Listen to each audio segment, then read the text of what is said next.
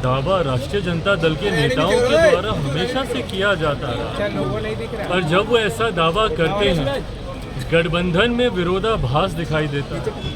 मुख्यमंत्री नीतीश कुमार जी सार्वजनिक तौर से हर मंच से 15 साल पहले के बिहार की याद दिलाते हैं। तो जब वो 15 साल पहले के बिहार की याद दिलाते हैं तो कटाक्ष किस पे करते हैं?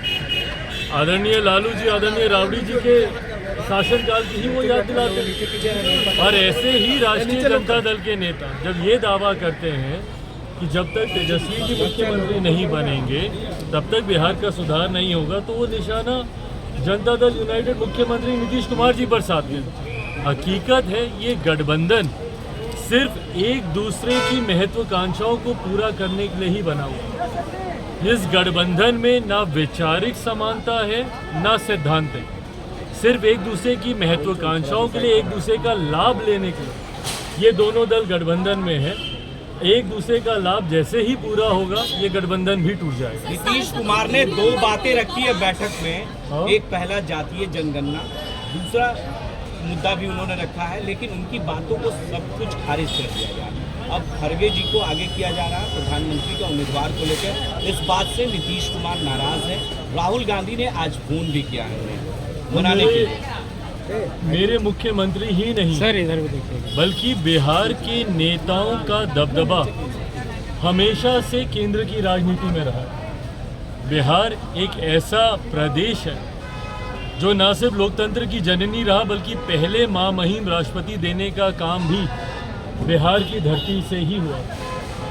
और आज़ादी के बाद से अभी तक लेकर बड़े बड़े फैसलों में, राजनीतिक सरकारों के चयन में बिहार के नेताओं की एक अहम भूमिका रही है। ये बिहार का व्यवहार हमेशा से रहा। पर आज मुझे इस बात का अफसोस होता है कि बिहार के नेताओं, बिहार का नेतृत्व इतना कमज़ोर हो गया कि उनकी बातों को अहमियत तक नहीं दी जाती।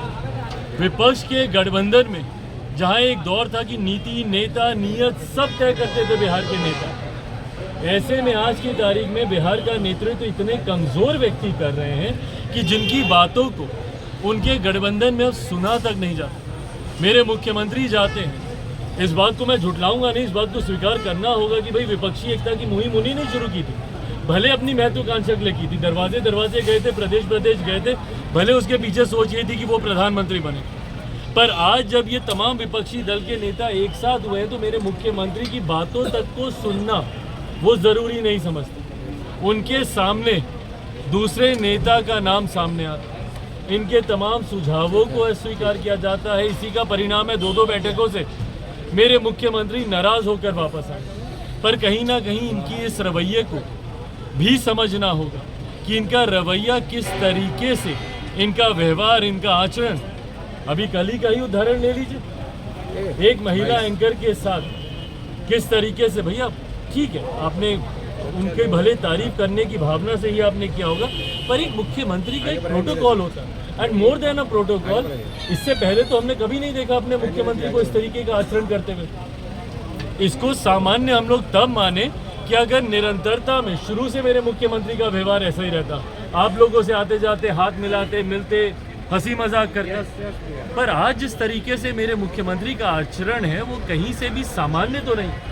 और यही कारण है कि अब इनके विपक्ष के घटक दल के नेता भी अब इनको गंभीरता से नहीं लेते, इनकी बातों को गंभीरता से नहीं लेते। और एक ऐसा व्यक्ति जिनकी बातों को ही गंभीरता से नहीं लिया जाए, वो हमारे देश, हमारे प्रदेश का वो नेतृत्व कर रहे, ये हमारे लिए चिंता की बात है। तो ऐसे में मुख्यमंत्री के सुझावों को भाई जब बिहार की जनता ने ही अस्वीकार कर दिया, जब बिहार की दूसरे के कृपा पे आज मुख्यमंत्री बने, जब बिहार की जनता ने ही इन्हें रिजेक्ट करके रखा, तो ऐसे में ना विपक्ष के नेता इनको स्वीकार करेंगे और देश की जनता तो कभी नहीं।